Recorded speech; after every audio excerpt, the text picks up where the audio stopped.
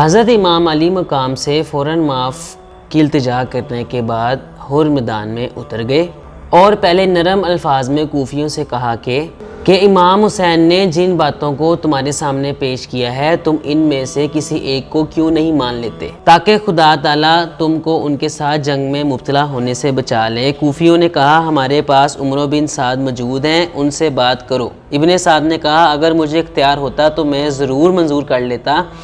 یہ سن کر حر کو غصہ آ گیا اور کہا اے کوفیو، خدا تعالیٰ تم کو غارت کرے، تم نواسہ رسول کو بلایا اور جب وہ آ گئے تو تم نے انہیں دشمن کے حوالے کر دیا۔ تم کہتے تھے کہ ہم ان پر اپنی جان قربان کریں گے اور اب قتل کرنے کے لیے انہیں بلا رہے ہو۔ ان کو تم نے گرفتار کر لیا، چاروں طرف سے ان کو گھیر لیا۔ تم نے ان کو خدا کی لمبی چوڑی زمین میں جدھر ان کا راستہ پائیں ادھر جانے سے روک دیا۔ اب وہ تمہارے ہاتھ میں قیدی کی طرح ہو گئے ہیں۔ تم نے ان کو اور ان کے اہل خانہ، اہل حرم کو، ان کے بچوں کو اور ان کے ساتھیوں کو دریائے فرات کے اس بہتے ہوئے پانی سے روک دیا جسے یہودی، نصرانی اور مجوسی تک پیتے ہیں، بلکہ کتے اور سور بھی لوٹتے ہیں، مگر اسی پانی کے لیے حسین اور ان ساتھی تڑپ رہے ہیں۔ تم نے حضور اللہ صلی اللہ علیہ وآلہ وسلم کے بعد ان کی اولاد کے ساتھ کیسا برا سلوک کیا ہے۔ اگر آج تم ابھی اسی دم توبہ نہیں کرو گے اور اپنے ارادے سے باز نہیں آؤ گے، قیامت کے دن خدا تعالیٰ تمہیں بھی پیاس سے تڑپائے گا۔ کوفیوں کے پیاس چونکہ اس تقریر کا کوئی جواب نہ تھا اس لیے وہ حر پر تیر برسانے لگے۔ حر نے یہ دیکھ کر تقریر بند کر دی اور چونکہ ابھی باقاعدہ جنگ شروع نہیں ہوئی تھی اس لیے واپس آ کر امام پاک کے سامنے کھڑے ہو گئے۔ آپ نے خیموں کے چاروں طرف ایک کھدائی کھدوائی تھی اور ان میں آگ جلانے کے لیے لکڑیاں ڈالی تھیں تاکہ پیچھے سے حملہ نہ کر سکیں، اور ایک ایسی جگہ چھوڑی تھی جہاں سے آپ کا گزر ہو سکے۔ مالک بن عروہ لشکر عمرو بن سعد سے گھوڑا دھڑاتا ہوا آیا اور کہا اے حسین، دوزخ سے پہلے ہی دنیا کے اندر آگ میں جلنے لگے۔ مسلم بن اوتسا نے چاہا کہ اس کی گردن اتار لیں۔ آپ نے منع فرمایا کہ تم لڑائی میں پیش قدمی مت کرو۔ آپ نے فرمایا اللہ تعالیٰ دیکھ یہ کیا کہتا ہے۔ فوراً پاؤں اس کے گھوڑے کے ایک بل میں جاتا رہا، وہ لعین پشت زمین پر ایسا جھکا کہ وہ آگ بھڑکی میں گر گیا اور دونوں لشکروں کی کھائی میں جل گیا۔ کرامات حسین ظاہر ہوئی۔ اس کے بعد آپ نے فرمایا اللہ تعالیٰ یہ عاشقۂ ناحق آل رسول کو ستائے سے باز نہیں آتے۔ یہ سن کر ابن اسیس ملعون نے کہا آپ کو پیغمبر خدا سے کیا قرابت ہے جو اتنا لاف مارتے ہیں، ہر دم اللہ اور رسول کو پکارتے ہیں۔ آپ نے فرمایا اللہ تعالیٰ دیکھ یہ کیا کہتا ہے، ابھی اس کو گھوڑے سے اتار اور ذلت کی مار مار۔ فوراً اس مردک کے شکم نے مارے درد کے پنجو تاب کھایا، گھوڑے سے قضائے حاجت کے لیے اتر آیا۔ قضائے حاجت کے وقت ایک سیاہ بچھو نے اس مردک کے پخانے کے مقام پر ایسا ڈنگ لگایا کہ وہ ملعون ناپاک اسی جگہ واصل جہنم ہوا۔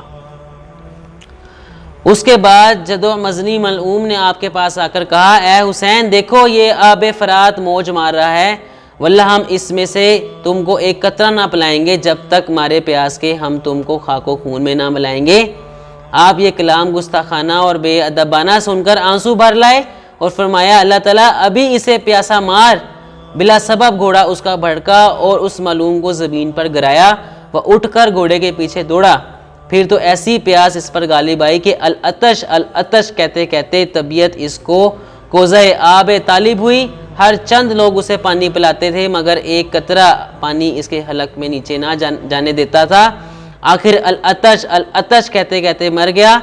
لشکریان یزید باوجود ملاقات اس سب کراماتوں کے ایذائے رسانی سے باز نہ آئے، ہر دم اور ہر لہجہ و انواع و اقسام کے ستم پہنچاتے تھے۔ امام علی مقام کربلا میں مصلی بچھائے یہ دیکھتے ہیں کہ رسول اللہ صلی اللہ علیہ وآلہ وسلم بما تمام فرشتوں کے میرے پاس آئے اور اپنا سینہ میرے سر پر لگا کر فرمایا کہ تمہارے ماں باپ جنت میں تمہارا انتظار کر رہے ہیں، دشمنان دین تیرے قتل پر تیار ہیں اور پھر بھی شفاعت کے امیدوار ہیں، سو یہ لوگ قیامت کے دن میری شفاعت سے محروم رہیں گے اور دوزخ میں جائیں گے، ہمیشہ مغموم رہیں گے۔ اے فرزند صبر و شکر کو ہاتھ سے نہ جانے دینا، شمشیر امتحان گلے پر لے لینا مگر خبردار اف نہ کرنا۔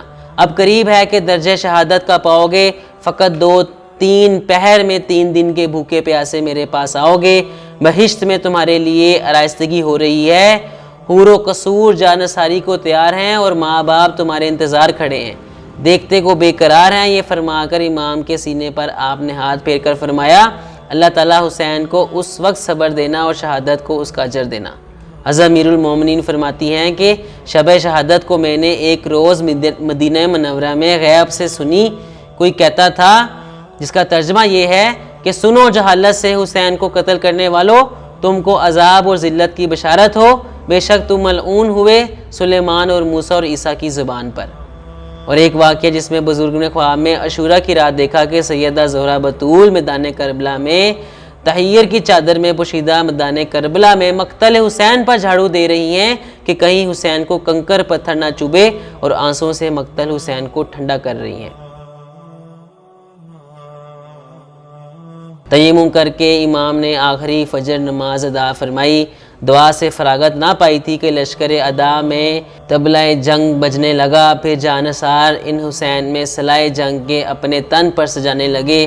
ادھر کلمہ لا الہ الا اللہ محمد رسول اللہ بہائے خشک اور تشنا پر جاری، ادھر اشکۂ امادہ ستمگاری اور تلواروں پہ آبداری، ادھر شوق شہادت سے بے قراری، ادھر سر تن نے نازو سے جدا کرنے کی تیاری، ادھر ہر ایک شوق شہادت میں بے چین، ادھر فکر قتل و تخت و تاراج حسین، ادھر ہر آن حضور مرتبہ شہادت کی آرزو، ادھر ہر دم قتل حسین کی گفتگو۔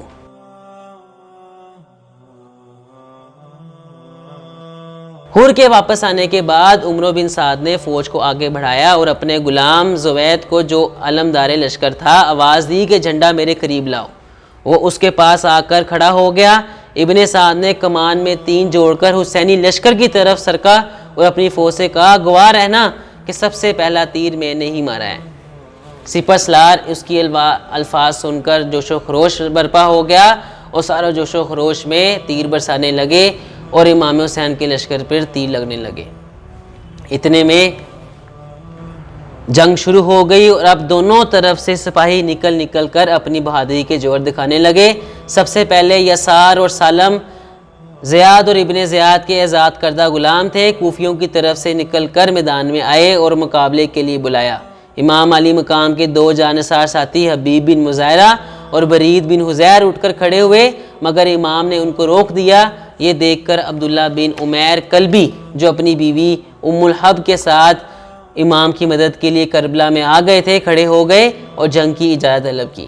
حضرت نے سر سے پاؤں تک ان پر نگار ڈالی، دیکھا جو جوان اور قوی ہیکل ہے، فرمایا اگر تمہارا دل چاہتا ہے تو جاؤ۔ یہ تنہا دونوں کے مقابل کیے۔ انہوں نے پوچھا تم کون ہو؟ عبداللہ نے اپنا نام و نسب بیان کیا۔ انہوں نے کہا ہم نہیں جانتے، ہمارے مقابلے میں زہیر بن قیس، حبیب بن مظاہر، برید بن حزیر کو آنا چاہیے تھا۔ یسار اس وقت سالم سے آگے بڑھا۔ عبداللہ نے کہا او فائشہ کے بیٹے، تو مجھ سے لڑنے میں اپنی بےزتی سمجھتا ہے؟ یہ کہتے ہوئے یسار پر حملہ کیا اور تلوار کی ایسی ضرب لگائی کہ ایک ہی وار میں ٹھنڈا ہو گیا۔ سالم نے ایک دم جھپٹ کر حملہ کر دیا۔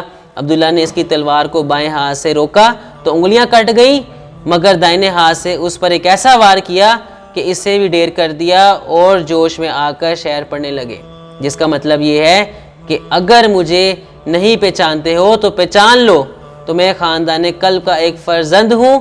میرے حسب و نفس کے لیے اتنا کافی ہے کہ قبیلہ علی میرا گھرانہ ہے۔ میں بڑی قوت والا ہوں اور مصیبت کے وقت پست ہمتی سے کام لینے والا نہیں ہوں۔ عبداللہ کی بیوی کو اپنے شوہر کی بہادری دیکھ کر جوش آ گیا۔ خیمہ کی ایک چاب ہاتھ میں لیے اور آگے بڑھ کر کہا میرے ماں باپ تم پر قربان، نواسہ رسول کی طرف سے لڑتے ہو؟ وہ اپنی بیوی کے پاس آئے اور چاہا کہ اسے خیمے کے اندر کیا جائے، لیکن ایک ہاتھ میں تلوار جس میں کوفیوں کا خون ٹپک رہا ہے اور دوسرے ہاتھ میں کٹی ہوئی انگلیوں کا خون بہہ رہا ہے، لیکن پھر بھی ہمت کر کے بیوی کو کرنے کی کوشش کی، لیکن بیوی اندر نہ جا سکی اور اپنی شوہر کا جوش و خروش دیکھ کر وہ باہر ہی کھڑی رہیں۔ اتنے میں امام علی مقام نے آواز دی خدا تعالیٰ تم دونوں کو اہل بیت رسالت کی طرف سے جزائے خیر عطا فرمائے، بی بی تم واپس چلی جاؤ، عورتوں پر قتال واجب نہیں۔ حضرت کے حکم کو سن کر وہ واپس آ گئیں۔